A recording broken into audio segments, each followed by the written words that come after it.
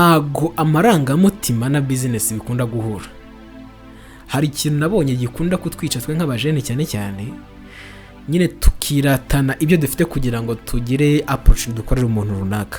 Urugero, nyine nkiratana ko wenda nshaka ko mfite business, ari nayo mpamvu uriya mukobwa runaka agomba kunkunda ko mfite ya business, byenze kuvuga ngo bya nkukunde ko hari ikintu. Ari nabyo biheraho ukaza nyine ugafata wa muntu ukanamubeshya ukamwinjiza muri business, ariko muko ntago bagiye gukorera akazi.